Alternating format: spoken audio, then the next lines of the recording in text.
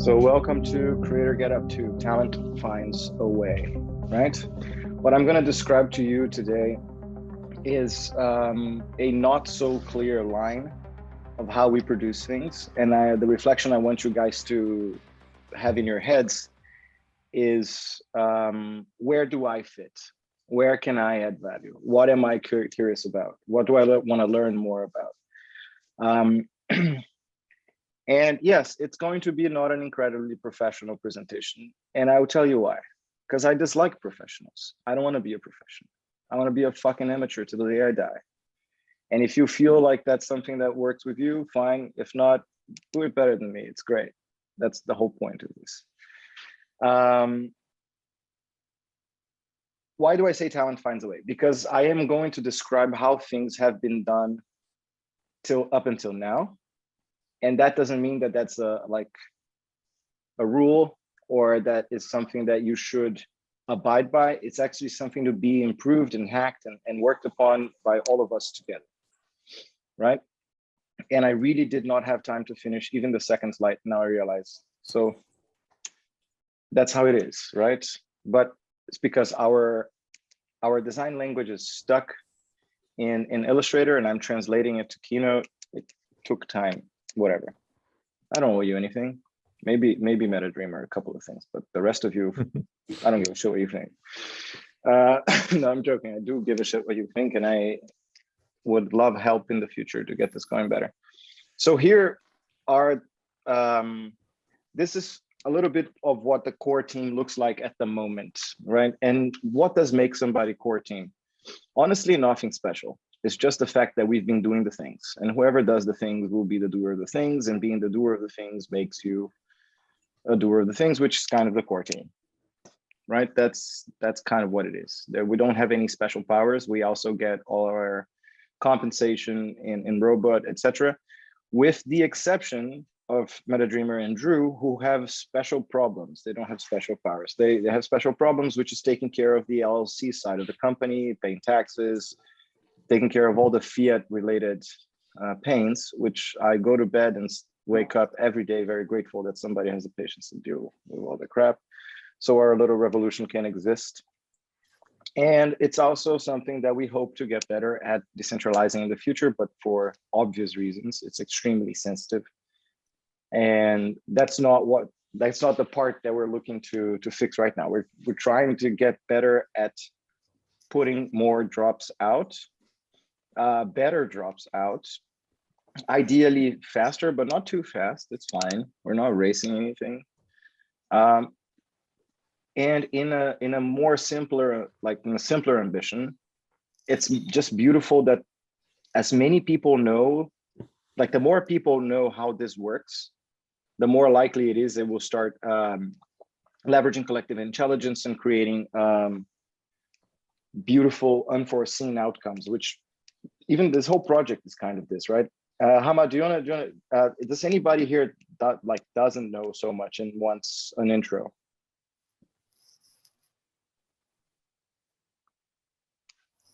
All right, cool. Everybody's an expert.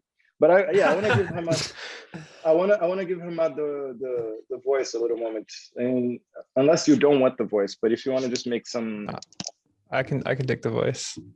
The voice is the power.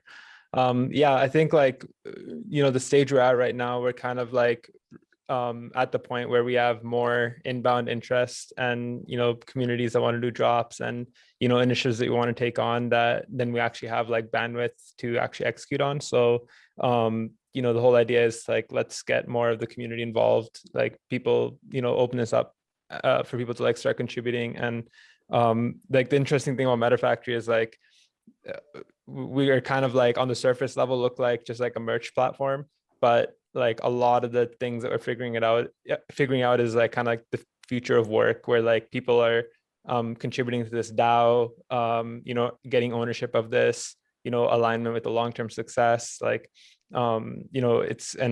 especially when it's being applied for something that bridges over into the real world. So a lot of these, the token economics side of things, we've been figuring that out for a long, pretty much all of last year, the production process, all that stuff. And now we're at a point where we found that like playbook that kind of works, and we want to like start scaling it out. So yeah, I think like almost every project that works with us, they like have no idea how like dope things actually are behind the hood in terms of how we work, like the decentralization of the whole project and the ownership and the DAO token economics, like all these things are like really cool. So I think like anyone here is like still like super early into like exploring this, and we're all like learning as we go. Everything we've kind of done or figured out has really just been super organic and kind of, we just do what feels right in the moment, and let that kind of dictate our path. We don't really have a business plan or a white paper or anything like that. We just like, we have like a thing, Drew says, like, you can't compete with someone having fun. So it's like, we want to like do stuff that is fun, and is like, gets the community excited and gets us excited. So yeah, that's kind of my voice. No, and it's so this sentence is already becoming legendary. Like the we can compete with somebody who's having fun. That was actually something that me and Drew like jammed on in my interview call. It was so funny. Like MetaFactory didn't really exist. Like it was the beginning of the beginning. We had the Genesis bomber existed, the concept of the company existed, and we had to make it like into something. And then I showed up in a call, and I showed up with a lot of startup-y mindset, entrepreneur kind of like, let's make this big and streamlined and effective. And Drew was like, yo, chill. Yeah.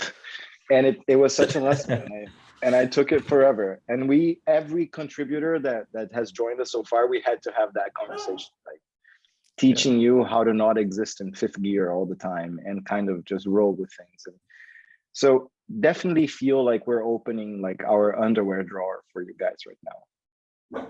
And we are terrified of it and very vulnerable about it. At least I am. So here, what I wanted to have written in this slide is that what's going to be on the next slide, which I didn't have time to get there. Right. So basically, what we're trying to set up is a little bit of a pupil. It's not actually just like a direct, I like this, I want to help you out things, right? We don't necessarily know more than you. I expect, like, I know the story of many people on this call and received, like, this took actually, the reason why I don't have a beautiful presentation is because I got involved into researching everything you guys sent me. And I think that's more relevant than looking good in the video, to be honest.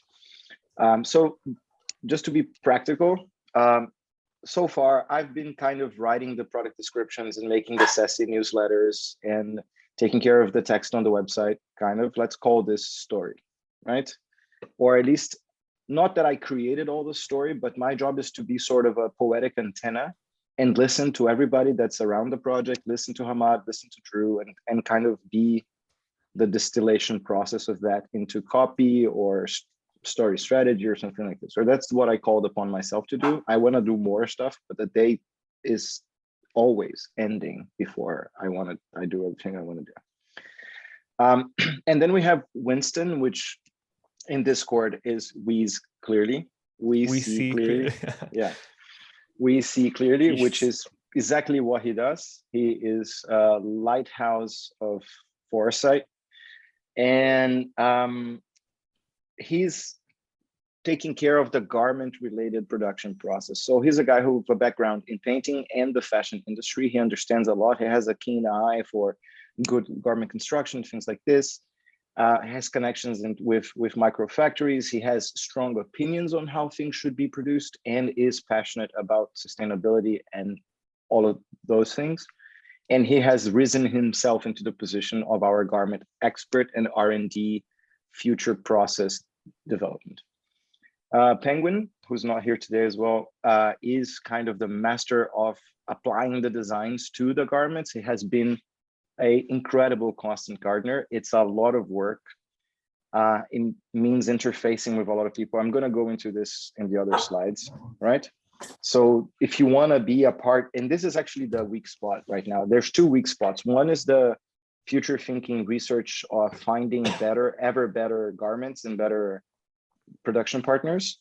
And the other one is just this daily grind of getting the things like the design into the garment tested, receiving the garment, judging the results, seeing if it's good enough, showing it to the project partner, getting it all approved, which often involves shipping stuff all around the world.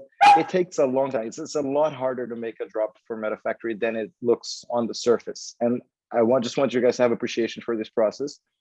And also we get our share of people flaming us on Twitter because they didn't like this one thing or this other thing, which we kind of enjoy.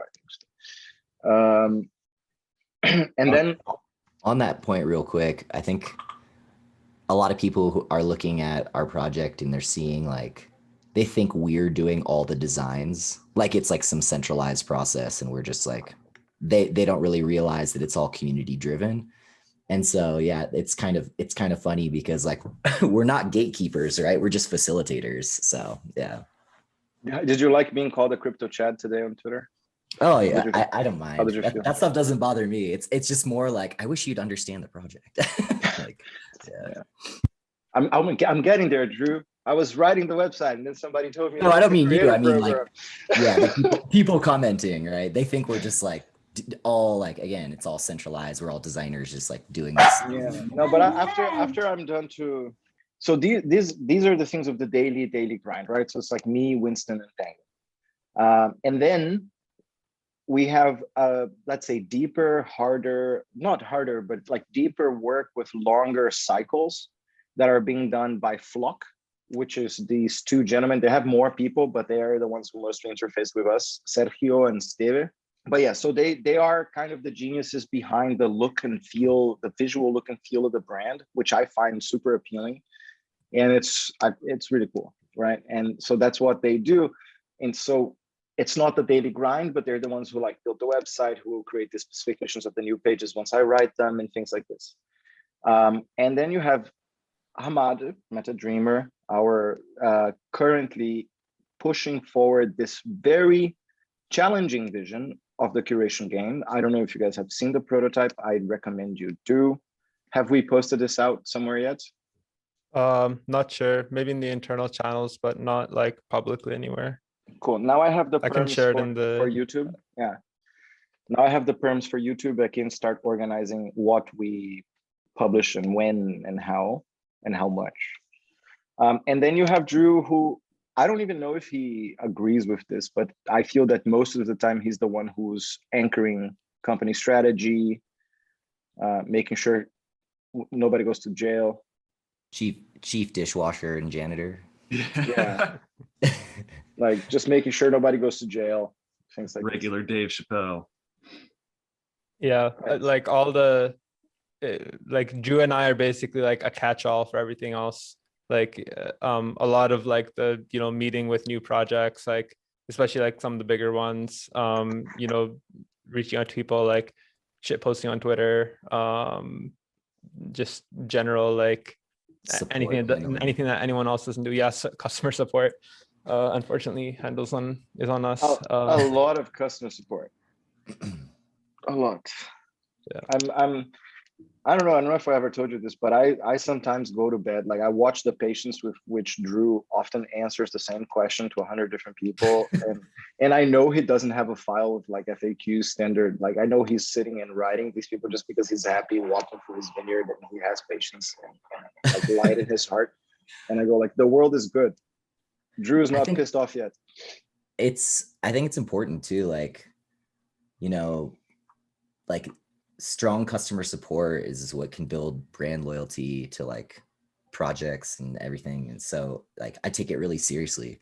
And the other aspect of it is like, because of utilizing Shopify and some of these other tools, like all of this fairly sensitive information, both from like shipping addresses and names and all this kind of stuff is like sitting in these places. And like, so I take it like very seriously to like maintain that privacy. And like, that's why I've kind of owned that and like both Hamad and I like falls on our shoulders. Cause like we're a little, sensitive to like letting someone else try and like operate or have access to all the things that you'd need to manage those types of questions on a like ongoing basis. But yeah. I cannot judge you for doing so. So basically, these two slides are what matters in terms of you guys is finding or forming the groups around the people. And if you're new to this process of the creator getup and you haven't sent me your like superpowers, interests and history in via DM, do so, because I do have a spreadsheet with all the information, and I will be able then to have overview and create like little like groups, little groups around certain people. So all the people that are interested in a story, I'm going to take you to a corner in the future, and we're going to go work on that over there. Other people who are interested in design, we're going to go talk to Penguin, et cetera, et cetera, et cetera. Right. So the thing is, if this slide was perfect, there would be like a you here, and you know, I'm going to find a place for you. That's the whole process thing. So there's no templates anymore. Right. We used to work with this production partner that we sometimes still do, which was a kind of robotic process that you would just go through an interface and push it through. This doesn't happen anymore. The daily work of the technician now is to, which is kind of the first function I'm trying to bring more people into. And the next creator getup calls will address other parts of the process. But the first one is to the technician process, which is interfacing with the project and the designer, which are often sometimes the same or not, interfacing that, finding out what type of garment they want to make, making sure that they get the design that they need. Is it done in-house? Is it done out of house? Are they trying to bring some other creative to collaborate? All of these things are organic and non-templated, and we need somebody managing this. So there's one side of the technician role, which is being a design person, but there's an even more important side of the technician role, which is being a project manager. Is this clear? Does anybody have any questions? Things like this? Right. So the advantage of our new production partners as we move forward is that these people are specialized. They are really good at understanding clothing. They're looking at this all day and they know where things should go, etc. But the workflow becomes also a little bit harder because you have to learn how to speak their language. You have to find your like heroes inside their own company structures and organizational structures and make sure things happen. We are right now at the process of bringing more studios in. We have 2 new ones. There's a 3rd one being considered. And all of this takes time. We're ordering the blanks, seeing if they're good, choosing our favorites. I will step in to try to create like renew the menu, like the palette of garments, so that we know when somebody wants to make a hoodie, we know that it's with this company at this place. We have this contact inside, and this is the way she likes or he likes to be spoken to. Blah blah blah blah blah. I still have a little bit of the streamlining startup bug inside me, but now it's being deployed and so that we can have more fun in the process. Does that make sense? It's like this. Hey, Winston is arriving. All right. So this is a work that happens by email, right? So it's a way to add a lot of value to MetaFactory and without a lot of hour impact in your life. It's much more about your quality of attention and follow through than like hours of work. Dealing with the design and the project is a little bit more intense, and usually it's going to be the same person. But yeah, just telling you like the unglamorous, isn't glamorous a word? The not so glamorous version of the story, so that you can self-select where do you want to go, right? So here I was building a beautiful slide, which will become a map of the entire production process and where communications are happening on each place. When I do finish this, I will post it to the Creator Getup program. And what I would like you to do is to map yourself in it. So I will create a Miro board and you just put your name there. Yeah, so that's it. Unfortunately, I didn't get this far. This is all the presentation moments that I have for today. And we have still 15 minutes to talk one-to-one and to hear you out and maybe introduce yourselves if you want, or something like this. Is it missing information? Is there something else you want to know? Is this all redundant in your experience of MetaFactory, that kind of thing? And I can also just keep working on the presentation as we talk, right? That's it on my side. Drew, Hamad, want to say something? Yeah, so I'll maybe like kind of give a like a rough like beginning to end like walkthrough of like how like like some project usually starts and what happens exactly. So in terms of like how like something gets started, it's usually just like someone tags us on Twitter like, oh, it'd be cool if this thing happened, or some project reached out to us interested in doing merch. Then usually like it's usually Drew or I that jump on a call with them, or if it's like a bigger project, otherwise we just go straight to Discord and open a channel for them in our Discord. Most of these are probably hidden from you guys, but you can get like selective access to it. So we open a channel on Discord, just add the people from their side who are going to be like discussing with, and then figure out what they want to make.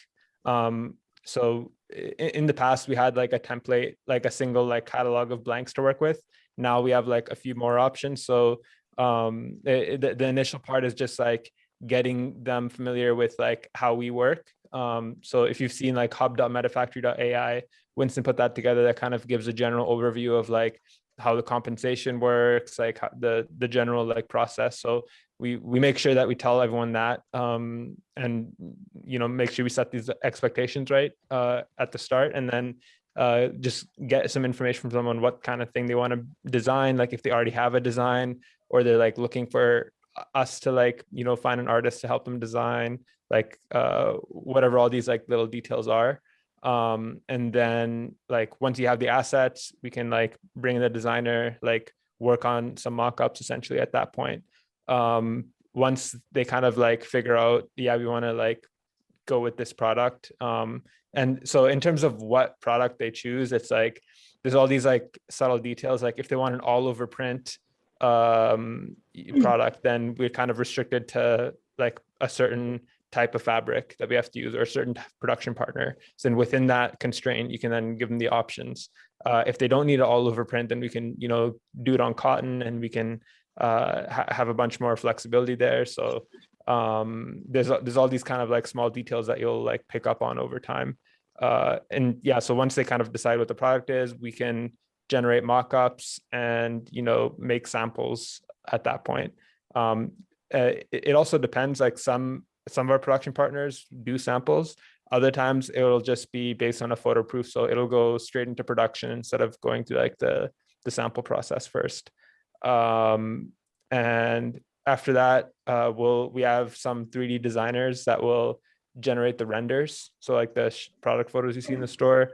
And then we have either they come up with a title and description, or if they're not creative enough, we get Felipe to write something funny as a product title and description, and then schedule like when do we want to drop this, get all the assets ready, and like decide on pricing and quantity with them. And once that's done, we'll put it up live on the shop, tweet it out, and it just goes from there.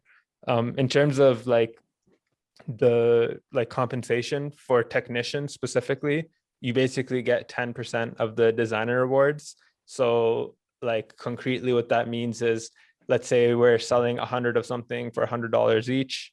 The current designer awards are 0.0125 robot for every dollar sold. So that would be like $10,000 of sales. So that's 125 robot. And then out of that, you get 10% of that. So that's 12.5 robot at the current price. That's like $1,600.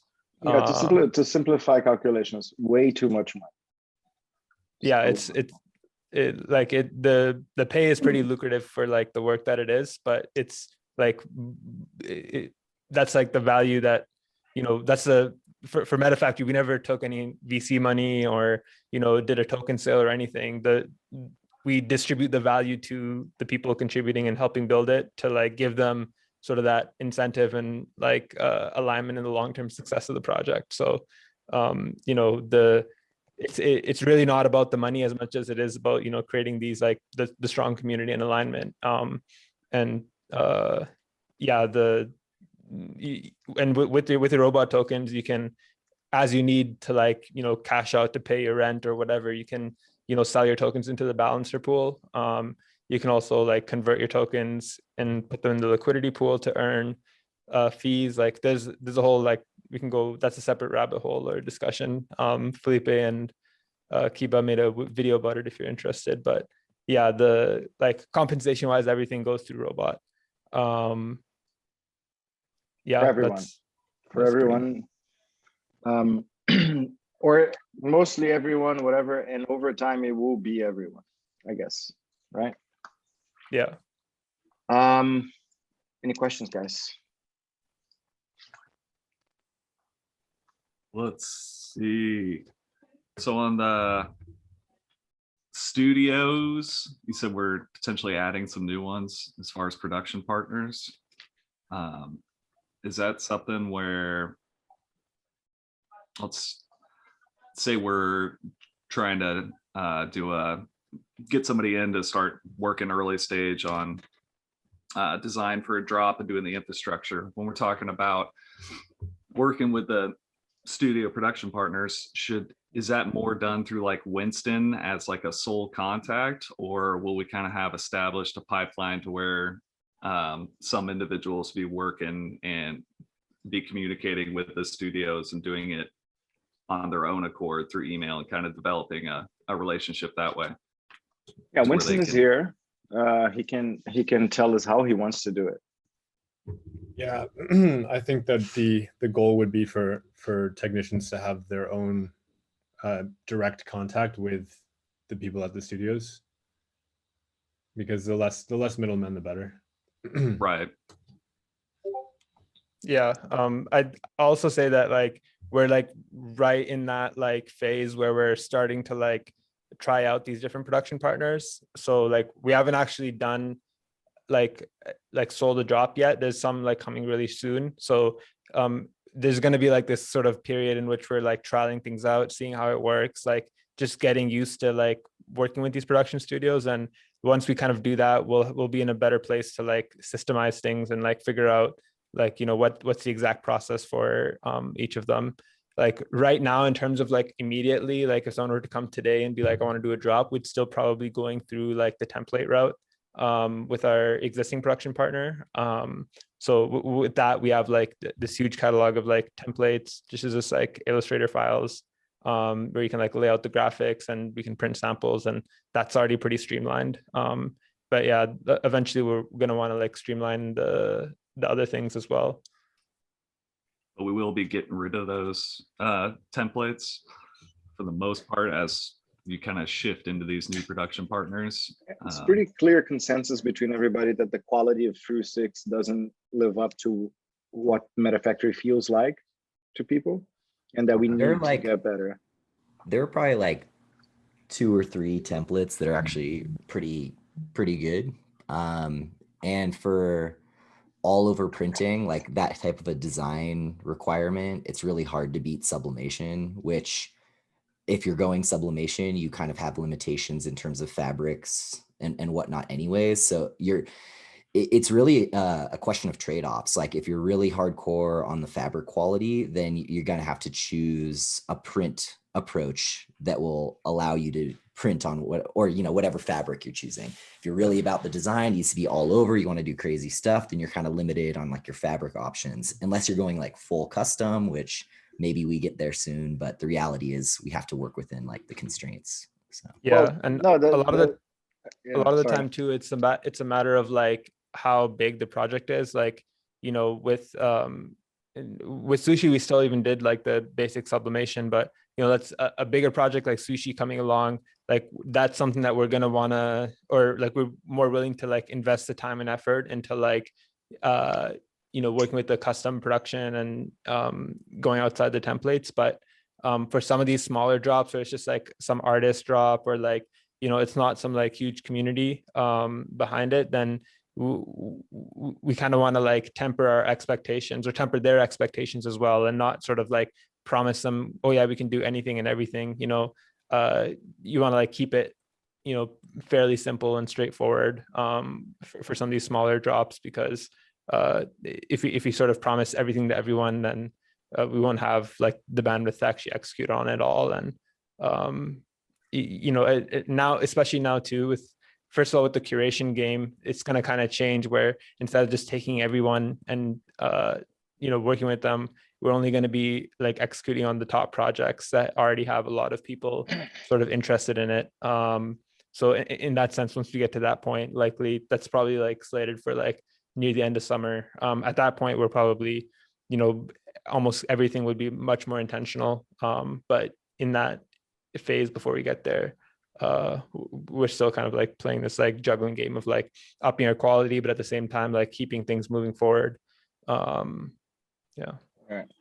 So that's perfect in the sense that it's a perfect moment to start to understand all that has happened and all that is happening, and to signal to me what kind of areas are interesting for you, because I'm going to start create this curricula for each of the steps and try to make it easier. And my true like the calling card, like my like creator get up sort of thing that I can say is that the more we are able to just make problems disappear in this line, the more time is left for MetaDreamer to go work a curation game. The more guaranteed like peace of mind we can put resources into developing this, which will not be cheap. And also the more time Winston will have to connect these special production houses that we want. But on a more official capacity, I'll make that map and I will put it out, and we can literally go tag ourselves in that map. And yeah, let's build this together. And you guys are all MetaFactory now. It's too late. No turning back.